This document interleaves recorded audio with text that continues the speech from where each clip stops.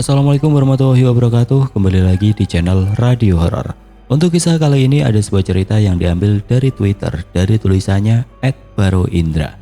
Sebuah kisah yang berjudul 30 hari tinggal di rumah tua. Dan sebelum kita lanjut ke ceritanya, tekan dulu tombol like video ini dan jangan lupa tekan juga tombol subscribe channel ini. Nyalakan juga lonceng notifikasinya agar tidak ketinggalan cerita-cerita lainnya dari channel ini. Dan buat teman-teman yang pengen membaca langsung ceritanya, nanti silahkan saja kunjungi linknya yang nanti akan saya sertakan di kolom deskripsi. Dan seperti apa untuk kisah kali ini? Langsung saja kita masuk ke ceritanya.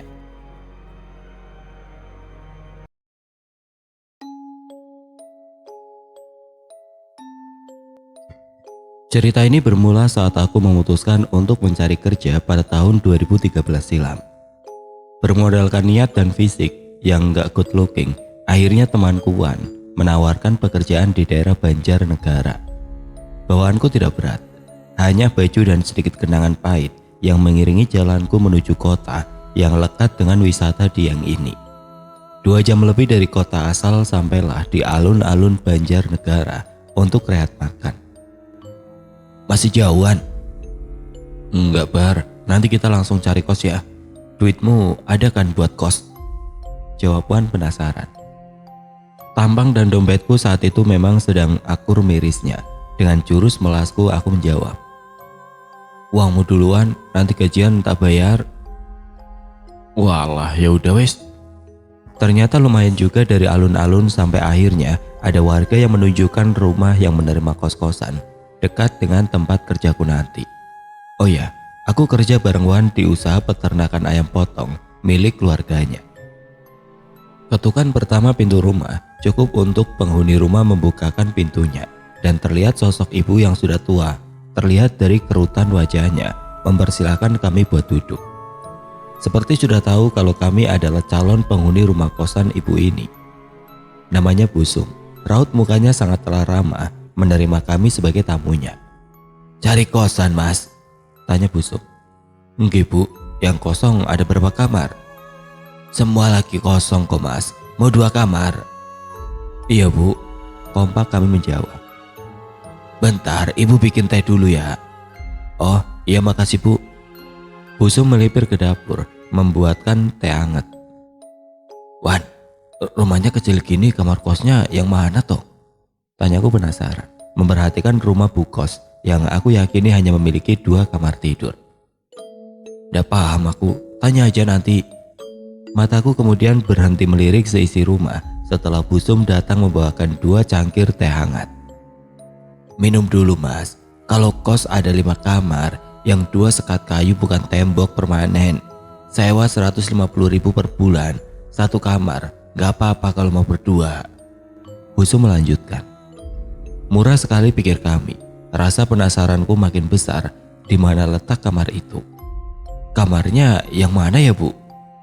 Busum tersenyum dan berdiri dari duduknya. Rumah kos ibu bukan di sini, tapi jalan ke atas lagi 200 meteran. Ibu antar sekarang biar tahu ya. Kami berjalan kaki ke arah rumah kos itu, sampai tiba di jalan setapak dengan tapak batu kali di kebun yang lebih terlihat seperti bukit kecil dengan rumah tua yang cukup besar. Ya, itulah rumah kos Ibu Sum yang seperti sengaja memisahkan diri dari gerombolan rumah warga di bawahnya. Ini kebun ibu, ditanami biar hijau. Rumahnya kayak gini mas, lihat dulu saja di dalamnya. Setelah sedikit mendaki sampailah kami di depan rumah tua Busung. Tidak terlalu terawat, tapi masih layak untuk ditinggali orang yang gak punya duit kayak aku. Ini dalamnya, kamarnya pilih saja. Ada dapur di belakang sebelah kamar nomor 5. Gimana mas? Busung menawarkan. Gimana Wan? 2 kamar yang murah, cocok kan? Bisiku pelan pada Wan untuk memastikan. Ya oke lah, udah capek juga cari yang murah. Busung terus tersenyum dan akhirnya kami mengiyakan untuk tinggal di rumah tua ini. Kami bergegas turun kembali ke rumah Busung. Motor selalu dititipkan di garasi rumah Bu Kos. Hanya kunci gerbang Busung dan kunci rumah tua itu yang diberikan. Halaman depan dipenuhi tumbuhan dan pohon pisang sampai jambu. Jalan setapak untuk turun ke rumah warga hanya ditandai batu-batu sungai Serayu yang tidak jauh dari rumah ini. Suara sungai juga terdengar. Hari itu juga kami bersihkan seisi rumah dan sedikit tumbuhan liar. Tidak terasa senja datang. Lagu peradaban berdendang. Maksudnya azan maghrib berkumandang. Wan sedang serius menerima telepon dari entah siapa. Aku memutuskan untuk lebih dulu mandi. Bar, aku diterima kerja sekolah di Bawang. Sebulan dikasih kos deket sana dulu. Aku gak jadi kerja sama bapakku. Kamu gak apa-apa sendirian toh? Teriak Wan dari balik pintu kamar mandi. Gak apa-apa Wan, terus kapan mulainya? Aku habis isya balik dulu ke Karangkobar, ngambil berkas kubar. Lah terus gak nginep dulu di sini? Langsung pulang dulu. Jawabku setelah keluar dari kamar mandi. Dadakan Bar. Ya sudah Wan, rezekimu itu. Wan pulang dengan motor dan tas bajunya. Aku lapar dan memutuskan untuk turun ke bawah mencari makan malam. Sesampainya di kamar kos, aku mematikan lampu tengah dan mengunci kamar untuk tidur. Mataku mulai kupaksa terpejam, istirahat, tapi kupingku merasa terganggu. Pukul 10 malam aku mendengar suara nafas berat, seperti nafas yang lelah atau mungkin nafas orang sakit. Jarak rumah tetangga paling dekat sekitar ada 100 meter. Suara itu masih terdengar teratur, kalaupun suara ngorok. Orang macam apa yang ngoroknya kayak toa masjid. Semakin ku cari, suara itu seperti ada di kamar nomor 1. Kudekatkan kupingku di pintu kamarku nomor 5 dan suara itu terdengar. Pikiranku mulai menerka-nerka penasaran, mulai samar tapi cukup lama. Sampai suara itu berhenti dan hilang, dan sekembalinya berselimut aku sampai tidak sadar, tertidur pulas malam itu. Hari kedua, kerja di hari pertama aku menaiki motorku dan bergegas ke peternakan ayam usaha milik orang tua Wan. Harapanku hari ini, Wan bekerja bersamaku, tapi Wan sudah dapat pekerjaan yang dia impikan dari awal. Ya daripada ngurusin bau ayam di peternakan kan, pikirku. Jam pulang kerjaku tepat sebelum maghrib untuk sampai rumah kos. Jadi setiap pulang ke kos, yang aku lihat ya rumah tua besar yang masih gelap sebagai tempat tinggal ternyamanku saat itu. Ingin mengeluh tapi sadar aku miskin. Sebelum masuk rumah, aku harus memutar keran air di halaman rumah. Kemudian harus mematikan lampu kembali esok harinya sebelum berangkat kerja. Itulah satu-satunya peraturan dari Busung selaku pemilik rumah kos ini. Kunyalakan lampu ruang tengah, melepas pakaian dan kemudian bergegas ke kamar mandi. Baru seperempat ember kecil air, tiba-tiba keran mati. Dengan handuk yang kukaitkan di tubuhku, aku berjalan keluar rumah, memastikan aku sudah memutar keran halaman rumah dengan benar. Sampai halaman depan, keran yang bersebelahan dengan pohon jambu itu, aku cek kembali. Aku jongkok dan bingung kenapa keran memutar off. Perasaanku tadi aku sudah putar ke arah on. Sekeliling pemandangan hanya pohon pisang, kelapa dan sedikit pohon singkong yang ditanam ibu kos. Kuputar kembali keran itu lalu aku berdiri bergegas melanjutkan mandi. Baru satu langkah aku merasa ada yang mengawasi dari balik batang besar pohon pisang yang sedang berbuah. Kulihat seksama, tidak tampak apapun. Aku melanjutkan langkahku. 3 langkah lagi aku menginjak teras rumah. Tiba-tiba aku mendengar suara langkah kaki cepat. Aku berdiam sejenak memastikan, tapi semakin lama diam, langkah itu semakin menghampiri. Dan terdengar jelas, itu langkah kaki seperti dari balik pohon pisang. Sontak aku lanjutkan masuk rumah kos dan menutup dengan sedikit membanting pintu tanpa membalikkan badan. Suara apa itu? Pikirku. Kemudian suara itu hilang seketika setibaku di dalam rumah. Di dalam rumah aku teralihkan dengan suara ember yang sudah penuh dengan air. Aku lanjutkan mandiku dan kemudian tidur di hari keduaku di rumah kos tua ini. Sesekali suara tikus terdengar dari genteng rumah itu. Hari ketiga, aktivitasku masih sama. Aku mulai bersiap bekerja dengan keadaan penasaran dengan suara langkah kaki semalam. Langkah menyeret itu aku cek keberadaannya. Mungkin ada bekas tapaknya, tapi di sekitar pohon pisang tidak ada tanda apapun. Setibaku dari kerja, aku memarkirkan motorku di garasi rumah Busung. Kemudian lekas berjalan kaki kembali ke kos. Belum jauh Busung memanggilku. 1 kresek kecil jajanan pasar diberikannya untuk kumakan. Jalan setapak ke atas rumah kos terlihat ada yang asing. Susunan batu seperti bertambah. Tapi laparku mengacuhkan rasa penasaranku lagi. Kunyalakan keran dan hari itu berlalu begitu saja. Hari ke-7. Hari ke-4 sampai 6 tidak ada apapun yang terjadi. Semua berjalan lancar. Sampai aku sadar bajuku sudah habis. Aku harus mencucinya, tapi karena masih malas aku bekerja memakai baju kemarin. Sepulang bekerja hari itu aku mampir dahulu ke warung untuk membeli tali rafia. Kuikatkan pada pohon jambu dan kelapa, akhirnya aku bisa menjemur pakaianku. Aku tidur dan kustel alarm saat subuh tiba. Hari ke-8. Alarm adzan subuh bunyi dari HP-ku yang miskin fitur. Aku terbangun dan bergegas sholat. Selepas itu aku mencuci beberapa pakaianku dan kemudian langsung menjemurnya di tali yang aku ikatkan malam lalu. Kujemur satu persatu pakaianku. Pagi itu masih gelap.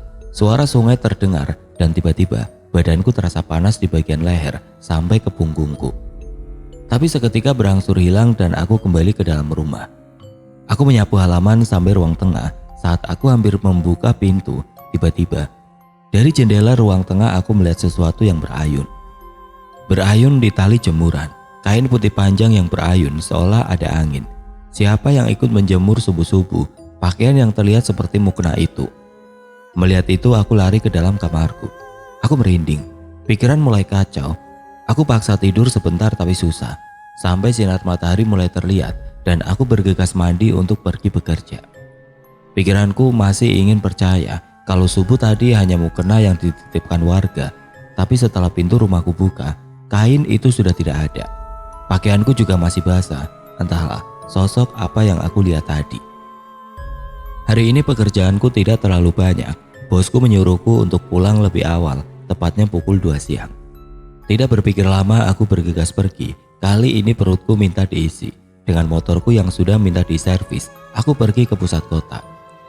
Tepat di kedai bakso favorit warga Banjarnegara, aku memarkirkan kendaraanku. Aku pesan 1 mangkok dan es teh manis. Ponselku berdering, mamaku menelpon. Assalamualaikum mas. Waalaikumsalam mak. Kami berbincang saling bertanya kabar. Kutanyakan masakan mama apa kala itu. Kemudian mamaku seolah tahu aku sedang terganggu. Mas, banyak doa. Jangan ngelawan kalau ada yang ganggu. Jangan berantem. Sabar saja, mama doakan selamat. Iya mak, amin. Semangkuk bakso yang datang menghampiri mengakhiri percakapanku. Bakso Banjarnegara di kedai ini enak sekali. Ingin pesan lagi tapi aku gak mau besok berakhir lapar dan ngemil kerikil. Akhirnya aku urungkan niat dan kembali ke kos. Pukul 4 sore aku sudah sampai di kamar kos. Kos kamar nomor 5. Kamar kos dengan ukuran paling kecil tapi paling dekat dengan dapur dan toilet. Untuk sendiri di rumah ini kamar nomor 5. Satu privilege bagiku. Lelah, kenyang, rebahan dan mendengarkan radio dari ponselku adalah cara terbaik untuk cepat tidur. Ya, aku tertidur pula sore itu dalam keadaan belum ganti baju dan mandi. Malam itu sunyi sekali. Bahkan hewan malam tidak terdengar sama sekali. Entahlah hanya suara angin malam dan mungkin dengkurku. Sampai tiba-tiba suara lain ikut hadir dalam satu sunyi yang benar-benar hening malam itu. Srak, srak. Suara sapu lidi di ruang tengah sedikit membangunkan tidurku. Aneh, padahal handset masih menancap di kuping. Tapi kenapa suara radio mati dan bisa-bisanya terbangun karena suara janggal itu? Suara itu berhenti. Kulihat jam dinding dengan gambar mawar merah yang kupasangkan di dinding menunjukkan pukul 18.40 malam. Lupa aku mahriban. Dengan cepat aku ke halaman depan menyalakan keran dan sholat. Terasa seperti tengah malam. Bahkan tidur soreku seperti sunyi yang diciptakan agar aku lupa dan terlena dalam tidur. Entahlah, aku juga lapar. Malam semakin larut. Jam 10 aku masih belum bisa tidur. Mungkin tidur soreku cukup untuk mataku melek sampai subuh datang. Ku coba terus terpejam dan aku menyerah. Kubuka pintu kamar dan duduk di kursi plastik satu-satunya di ruang tengah. Aku memandangi seisi rumah. Kamar 1 dan 2 adalah kamar yang cukup besar. Kamar 3 dan 4 adalah satu kamar yang disekat dinding partisi kayu. Sedang kamar nomor 5 di ujung bersebelahan dengan toilet dan dapur. Kurasa kamarku itu bukan kamar privilege, tapi kamar pembantu. Jam 11 malam suhu mulai terasa dingin. Mataku masih awet, tidak mengantuk. Air mataku mengandung formalin sepertinya. Selain bermain game gak jelas, aku juga sesekali chat dengan beberapa kenalanku di FB. Sebagian kenalanku ini bekerja di PT mencari cinta sejati. Sungguh gabut malam itu. Sampai tiba-tiba lampu ruang tengah berkedip seperti mau mati. Pikirku, mungkin tombolnya kurang dalam kupencet. Saat beranjak dari kursi tiba-tiba belakang leherku dingin sekali. Seperti habis ditiup dan blep. Lampu ruang tengah mati. Pandanganku kabur, gelap. Kuambilnya ponselku dari saku dan kunyalakan senter ponsel. Kusorot ke arah lampu, tidak ada apapun. Kusorot ke arah kamar 1, 2, tidak ada apapun. Kusorot kamar nomor 3, 4, dan 5, tidak ada apapun. Sampai di balik gorden pink bermotif bangau, mataku melihat ada seperti sosok yang diam tidak bergerak. Rambutnya panjang. Cahaya dari lampu warga di halaman rumah membuatku bisa melihat sedikit bayangan hitam itu. Kuperhatikan lagi dan lagi. Blep. Lampu kembali menyala. Sosok itu hilang. Bayangan pohon jambuka itu tadi. Entahlah, badanku gemetar. Kumatikan senter ponselku, aku kembali ke kamar dan persetan dengan mata yang masih segar. Aku berselimut, memejamkan mata dan tidak sadar aku tertidur. Hari ke-9. Dering notifikasi ponselku berbunyi ucapan pagi dari gebetan yang suka bikin senyum sendiri. Tapi maaf, aku masih dalam keadaan takut. Ku telepon Wan saja dulu hari itu. Wan, ini kosan gak bener, anjir. Aku digangguin terus loh. Lah, temanmu banyak jadinya. Kamu jauh ke Banjar, mau cari duit. Fokus duit, aku tahu kamu lagi susah. Kamarku di Karangkobar kosong. Pindahlah kalau gak betah di situ. Gak mau lah, gajiku habis bensin aja itu bolak-balik. Ya wes, di situ sajalah. Aku berangkat kerja dulu, Bar. Assalamualaikum. Wan mematikan ponselnya. Waalaikumsalam. Aku pun mandi dan mencari sarapan. Mendoan dengan bumbu pecel cukup mengganjal sampai siang nanti. Semakin hari uangku semakin menipis, apalagi Wan yang tadinya kupikir bakal bisa menghemat pengeluaranku malah sudah dapat pekerjaan lain yang dia incar lama. Anak kos menunggu gaji pertama memang sesuatu rasanya. Sepulang bekerja seperti biasa, motorku kuparkirkan di dalam garasi rumah Busum. Karena tiba-tiba aku ingin buang air kecil, aku mengetuk pintu rumah Busum. Assalamualaikum. Busum belum juga membuka pintunya. Sikap badanku menahan kencing sudah seperti jamet joget. Waalaikumsalam mas bro, ada apa mas? Tanya Busum tersenyum. Maaf, boleh pinjam toiletnya bu? Pintaku dengan senyum menahan hasrat ini. Boleh, di belakang belok kiri mas. Aku berjalan cepat dan menutup pintu kamar mandinya sebelum kecelakaan terjadi. Lega rasanya saat ku buka pintu kamar mandi, aku seperti mencium bunga-bunga yang cukup wangi. Gak mungkin badanku sudah bau tai ayam. Tapi karena buru-buru aku cepat berjalan keluar dan terlihat Busum sudah menunggu sambil membawa kresek hitam. Mas, ini kue pasar, dimakan ya? Ucap Busum ramah sekali. Bahagianya dalam hati karena Ibu Sum ini termasuk ibu kos idaman buat penghuni miskin sepertiku sekarang. Gerimis datang, aku cepat berjalan dan berlari sedikit untuk cepat sampai rumah. Saat aku sampai di halaman rumah, tidak sengaja aku melihat kue apem dan ketuk yang sama seperti kubawa sekarang ada di bawah pohon jambu. Kok ada yang membuang kue Busum? Padahal aku makan selalu enak, mungkin bisa juga memang terjatuh dan enggan untuk diambil lagi. Gerimis menjadi hujan, hujan menjadi kesepian, begitulah mirisnya aku malam itu. Selesai mandi aku dikejutkan dengan kebocoran dari genteng ruang tengah yang cukup deras. Astaga, ada aja cobaan orang ganteng, ucapku dalam hati. Kuambil ember di kamar mandi dan aku tadahkan untuk menampung air hujan yang masuk ke ruang tengah. Setelah penuh aku buang di halaman depan, berganti dengan ember cat tidak terpakai. Hujan berhenti. Tangan pegel, badan remuk.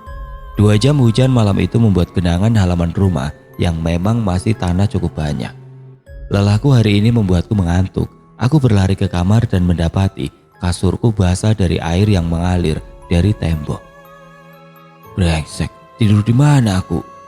Lupa menyalakan lampu kamar untuk memastikan keadaan adalah salah satu penyesalan malam itu. Tikar gulung yang sudah ada di sudut ruangan aku gelar. Lumayanlah, walau banyak stretch mark. Guling yang aman dari air hujan aku pakai menjadi bantal. Aku memilih tidur di ruang tengah yang sudah aku bersihkan. Suara sisa air dari genteng dan suara nyamuk nggak tahu diri mengiringi malamku untuk istirahat. Malam pertama aku tidur di ruang tengah, makin tenang pikiranku, makin teringat sosok hitam semalam di balik gorden. Sengaja aku membalikkan badan dari jendela depan. Padahal lelah sekali, remuk sekali badan, tapi pikiranku membuatku makin susah untuk tidur. Kadang kupikirkan hal lain yang lebih menarik, seperti jadi orang kaya, sarapan pizza dan sebagainya, dan akhirnya aku sering menguap. Mataku berair, aku beranjak lelap. Tik. Suara tetesan hujan mengantarkanku dalam tidur yang lebih dalam. Semakin dalam sampai mulai samar terdengar dan sert. Badanku susah digerakkan, mataku terbuka, mulutku terkunci, aku ketindihan. Kubaca ayat-ayat Al-Quran dalam hati, ku coba terus menggerakkan badan dan susah. Aku mulai mencoba tenang, badanku seperti kesetrum. Dari kepala sampai kaki berpindah-pindah getarannya, dan setelah itu aku mendengar suara perempuan. Bukan, ini suara seorang ibu yang bernyanyi. Suaranya merdu mendayu, tapi hanya terdengar dari belakang badan. Dulu saat kecil aku sudah terbiasa dengan rep-rep atau ketindihan ini. Ibuku bilang jangan takut, banyakin doa, jangan paksa badan bergerak, rileks dan tenang. Aku coba, aku praktekkan, sementara suara nyanyian Jawa itu mulai hilang. Badan mulai bisa digerakkan, sampai pada getaran kaki hilang. Dan aku masih terus berdoa sampai aku tertidur lagi. Hari ke-14, badanku sakit. Gorden yang semalam tertutup terbuka lebar pagi itu. Entah apa yang kulihat kalau badanku menghadap jendela dan aku ketindihan seperti semalam. Hari ke-10 sampai 13 aku memilih menginap di Mes One yang terletak di Bawang. Di Mes One, aku masih ketindihan pada hari ke-12. Tetapi aku cepat sadar karena Wan langsung nabok kepalaku. Di hari 10 sampai 13 ini aku merasa boros bensin dan kebetulan ada Wan di situ. Wan, minjem duit kamu lagi lah. Bokeh aku, bensin gua habis. 35.000 aja lah, yo. Aku gak ada lagi. Wan menjawab. Minta bapakmu loh, banyak duitnya. Mulutmu, bapakku yang kaya bukan aku. Setelah itu aku beranjak pergi bekerja dari Bawang ke tempat kerjaku yang lumayan jauh jaraknya. Berdoa semoga rumah tua busum itu banyak hal aneh karena belum renovasi. Setelah ini aku berharap tidurku nyaman dan kaya raya. Gerimis sepanjang perjalanan menemaniku hari itu. Hari Sabtu dan kebetulan aku minta libur 2 hari, Minggu sampai Senin, untuk bertemu temanku di Cilacap. Yang rencananya akan kuajak bersama Wan ke Rakit, masih daerah Banjarnegara. Di Rakit kami akan menginap di rumah kakek Wan, yang rencananya akan kami jadikan tempat untuk bakar-bakaran ikan dan ayam. Top, kamu sama cewekmu jadi kesini? Percakapanku bersama Tova lewat ponsel menemani makan siangku saat break bekerja. Jadi Bar, aku bawa apa? Beruang Tov, yuk ikan. Cilacap kan dekat sama laut. Gimana kamu ini? Kesalku menjawabnya. Ikan lele po. Dasmu Top. Ngomong sama kamu jadi emosi aku. Terserah, yuk apite bawa saja. Ya sudah Bar, aku kabari lagi nanti, jawab Tova. Tova ini temanku di kota Cilacap yang tampangnya memang idaman kaum wanita, tapi otaknya gak ada. Tapi ceweknya cantik-cantik, aku kalah, hatiku malah kopoh. Aku pulang ke rumah kos kembali dan memang betul sudah diperbaiki. Bahkan kasur dan selimutku sudah dimasukkan dalam keadaan kering di ruang tengah. Baiknya ibu kosku, walau rumahnya tidak sebaik busum. Hujan besar dan petir menghantuiku malam itu, tapi beruntung tidak ada kebocoran lagi, hanya tetesan air kecil yang masuk dari selak genting yang kurang rapat. Anggap saja percikan itu humidifier kamarku. Hujan masih deras sampai aku mengantuk. Kuletakkan ponselku dan mulai mencoba tidur, walaupun niatku begadang karena besok libur, tapi dengan berbagai kejadian itu, rasanya tidur jadi hal yang menyenangkan. Mataku mulai terpejam. Rasanya nikmat sekali mendengar suara hujan di genteng dan angin yang kencang bertiup membuat dedaunan saling berbisik bertabrakan. Instrumen indah malam itu yang mengantar tidurku sangat cepat. Ponselku bergetar di meja kayu. Aku terbangun dan mulai mengecek siapa yang menelponku. Kubuka ponsel dan terlihat jam menunjukkan pukul 3 pagi. Tidurku terganggu dengan 13 panggilan tidak terjawab dari Tova, temanku. Penasaran aku telepon balik Tova. Tidak menjawab, padahal baru semenit dia menelponku terakhir. Karena malas juga dan masih mengantuk, aku memutuskan untuk tidur kembali. Tapi tidak semudah itu. Ternyata kebelet pipis setelah bangun pagi itu memang menyebalkan. Kubuka pintu kamar lebar-lebar dan dengan cepat aku berjalan beranjak ke toilet. Untung dekat. Belum habis air hibahan dari tubuhku untuk bumi ini, aku dikagetkan dengan suara pintu kamarku yang terdengar jelas seperti dimainkan. Aku bergegas menyelesaikan rutinitasku di toilet dan langsung mengecek apapun itu yang terjadi di kamarku. Aku takut kalau itu maling atau hewan seperti tikus dan lainnya. Saat aku melihatnya, pintunya masih dalam keadaan terbuka seperti saat tadi aku baru beranjak. Tidak ada yang berubah. Kulangkahkan kakiku pelan menuju kamar dan ponselku bergetar di meja. Astagfirullah, kaget aku, ucapku spontan. Tova kembali menelponku dan kemudian aku angkat setelah mengeringkan tanganku yang basah dengan handuk. Halo Tov? Tidak ada jawaban, tapi detik telepon berjalan yang menandakan kami tersambung. Tov, halo? Nadaku sedikit aku keraskan. Tidak ada jawaban sampai akhir. Muncul suara tangisan yang tiba-tiba dari saluran telepon itu. Tov! Tangisan malah semakin dalam, ditambah dengan sesegukan dan misterius. Tov, woi, budek ya, malah nangis Tov. Masih terdiam. Kemudian beberapa saat kemudian tangisan itu berhenti, hening, dan 5 menit sudah detik durasi kami terhubung. Hanya suara sinyal seakan berdengung. Aku tunggu suara Tova tanpa aku tanya lagi. Kami saling berdiam dalam jalur yang sama. Kemudian, Astagfirullah. Aku mengucap astagfirullah karena terkaget mendengar teriakan dan tangisan keras yang memekakan telingaku. Wah, perempuan brengsek. Tova tiba-tiba menjawab setelah lama. Kaget aku, ditungguin baru ngomong sambil nangis. Tak tinggal kencing bar, aku putus sama Leni. Jawab Tova dengan tangis yang mulai mereda. Lah kenapa? Kok bisa putus, Tov? Besok aku cerita langsung di situ. Stres aku. Balas Tova. Yowe, sabar ya Tov. Iya bar, besok tak kabari kalau OTW. Sip Tov. Akhirnya kami mengakhiri telepon pagi buta itu. Jam sudah menunjukkan pukul 3:30 pagi. Karena sudah jam tanggung, akhirnya aku mengeluarkan beberapa pakaianku untuk direndam. Sembari menunggu aku membuka Facebook. Cucianku sudah siap. Aku akan menjemur beberapa pakaianku di halaman depan. Seperti biasa, langkahku seakan semakin pelan.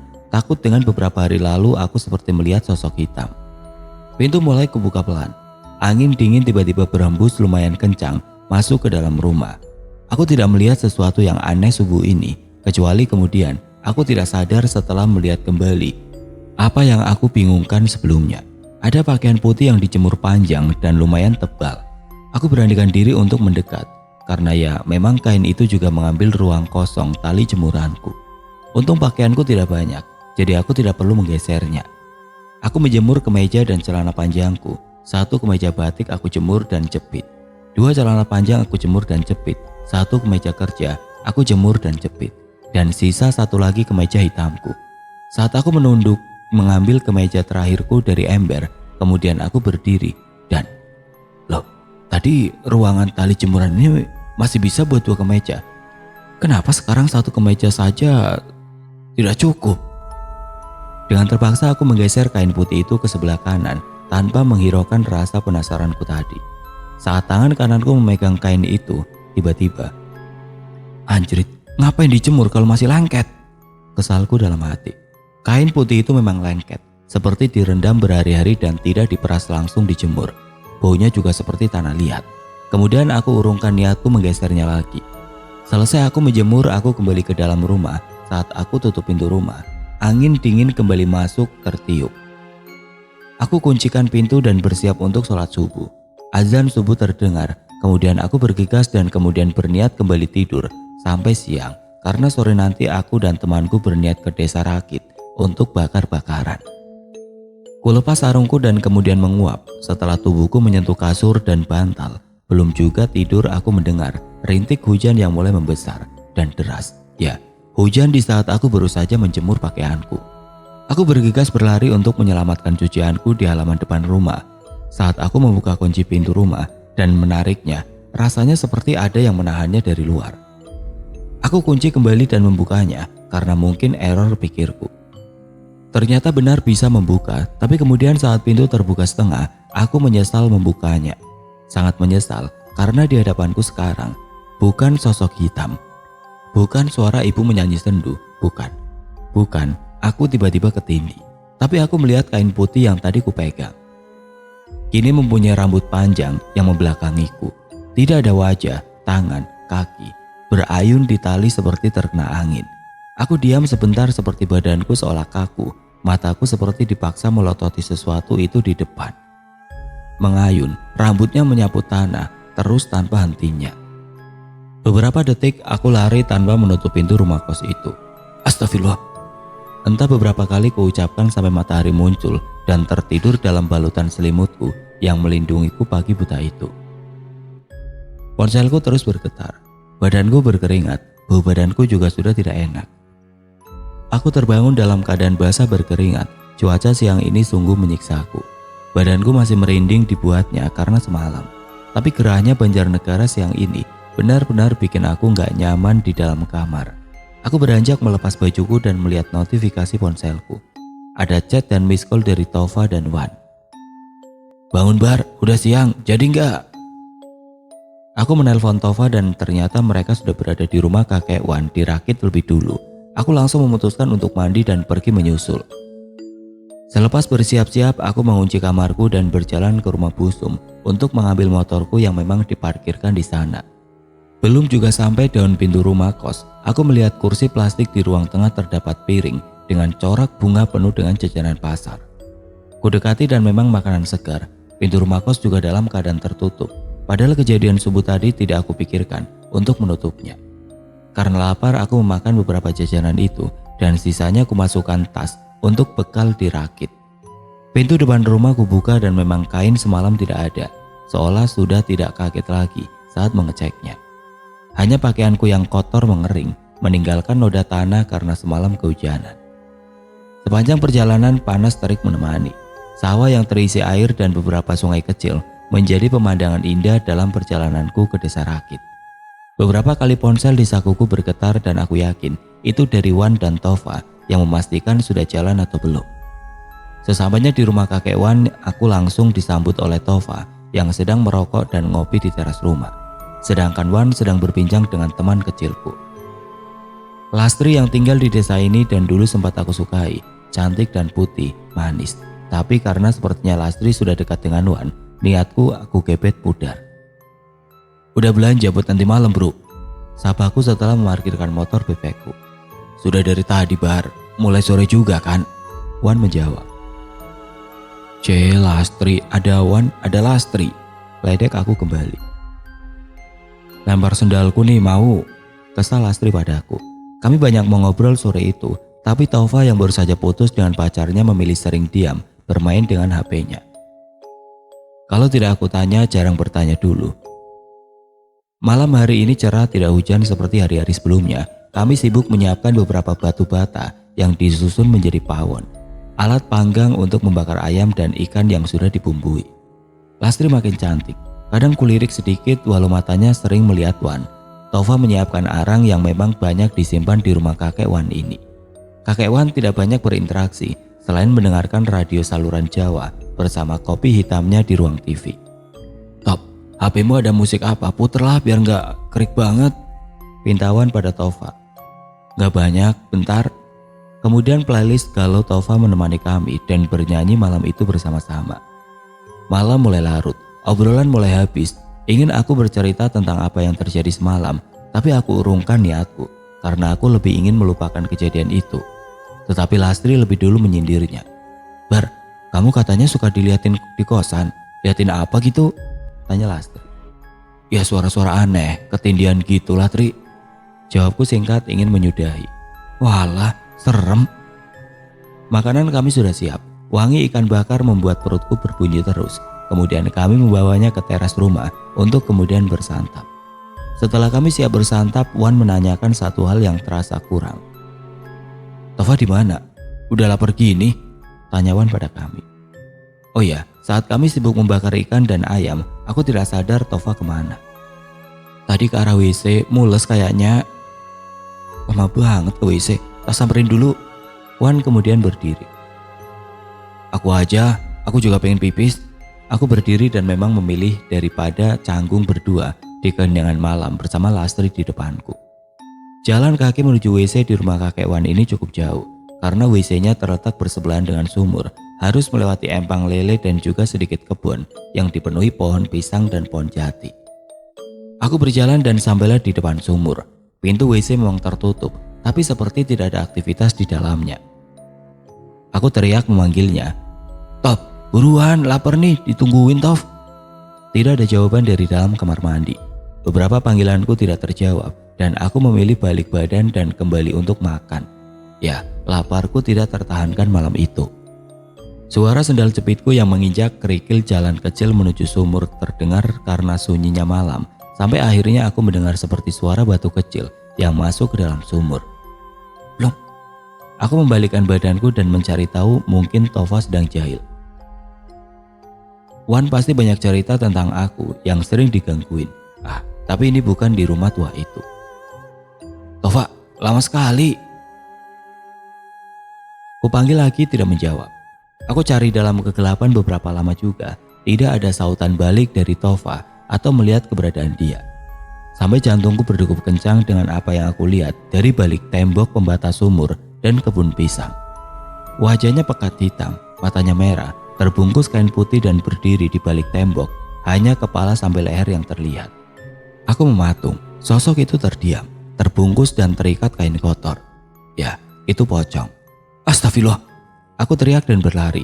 Sendal jepitku lepas satu dan tidak aku hiraukan, nafasku terengah-engah. Kemudian Wan, Lastri dan Tova berdiri menyaksikanku seperti orang ketakutan. Lah, ada apa Bar? Brengsek, kamu tak samperin malah di sini. Umpatku di depan Tova. Aku udah balik kok dari toilet, kata Wan kamu pipis dulu. Balas Tova buatku bingung. Serius Tov, tadi aku samperin di WC kamu kemana? Kataku dengan nada marah. Aku dari WC kok, kamu gak ada aku lihat. Lah, aku kira gantian ke WC. Wan menimpal. Bentar, kamu lihat pocong ya Bar? Tanya Lastri dengan muka tidak kaget. Ada sedikit rasa penasaran terhadap Lastri. Kenapa dia tahu aku dikejutkan oleh sosok pocong itu? Kami bertiga saling memandang bingung dengan ucapan Lastri.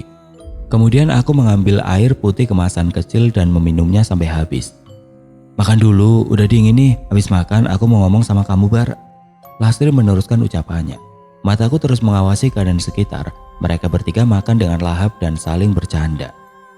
Aku makan dengan keadaan ketakutan. Kenapa aku terus ya? Ada yang sudah tahu. Entahlah, pikirku.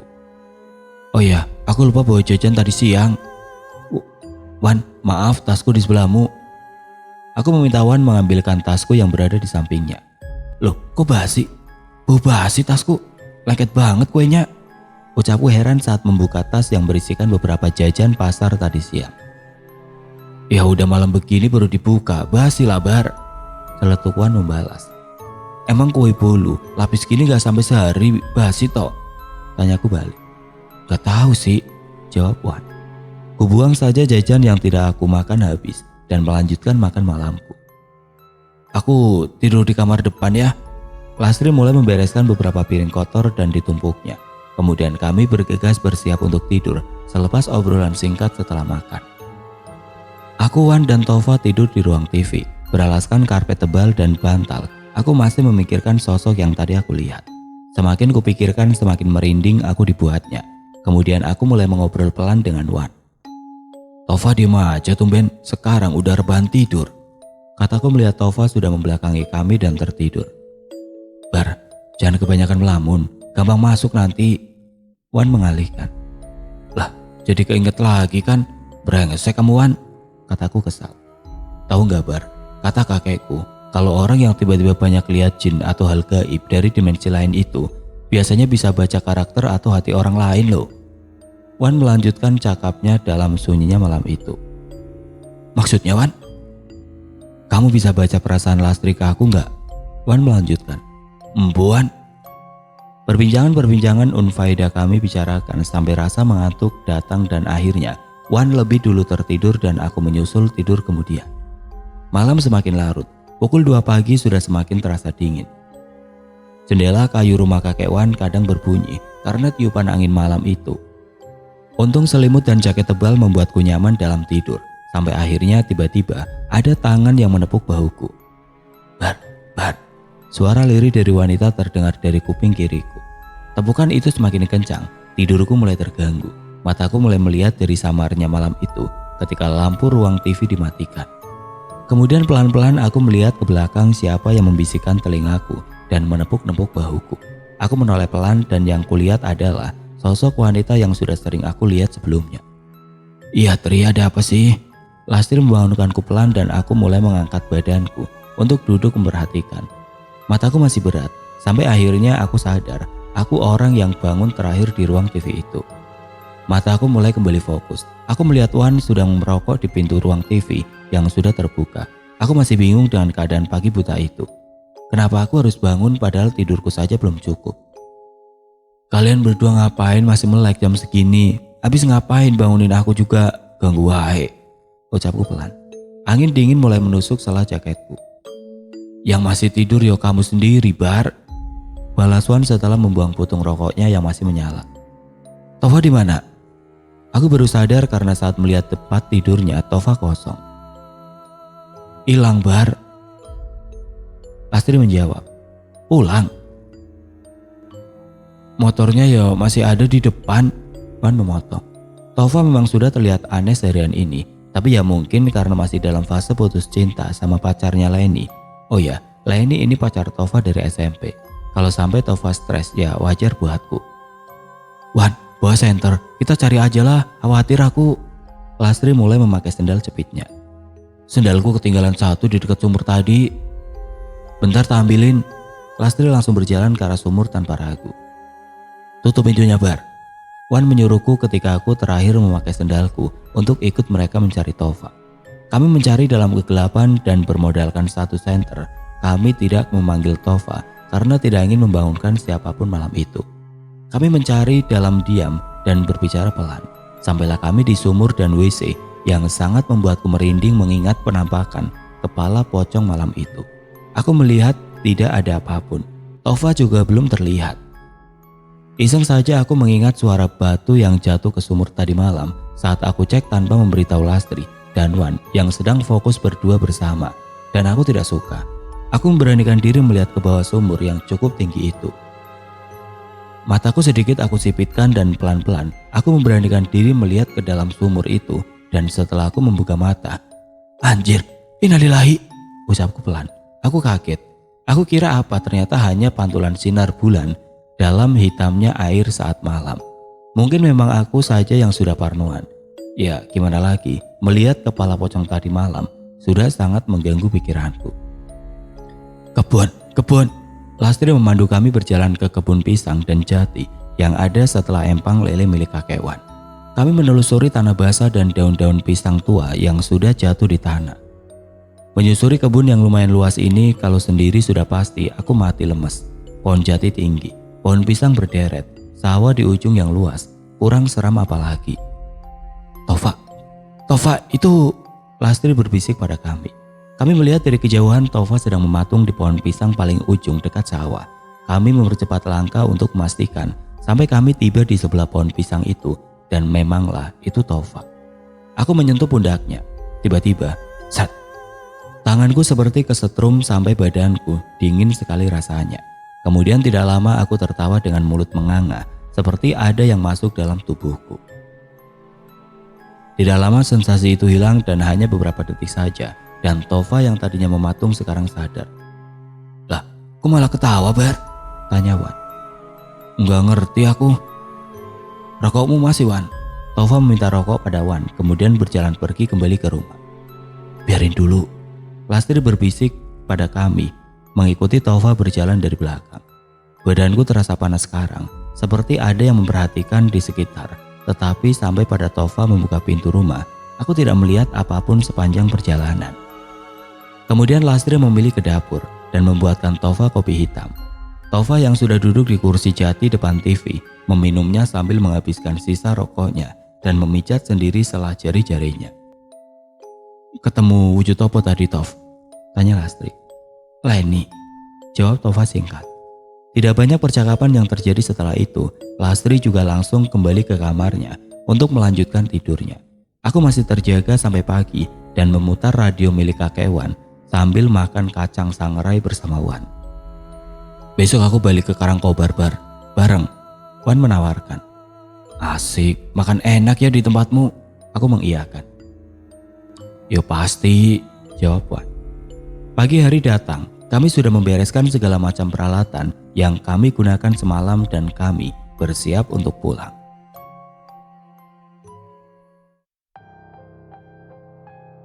Oke teman-teman, sampai di sini dulu ceritanya. Nantikan kelanjutan kisah ini di video berikutnya.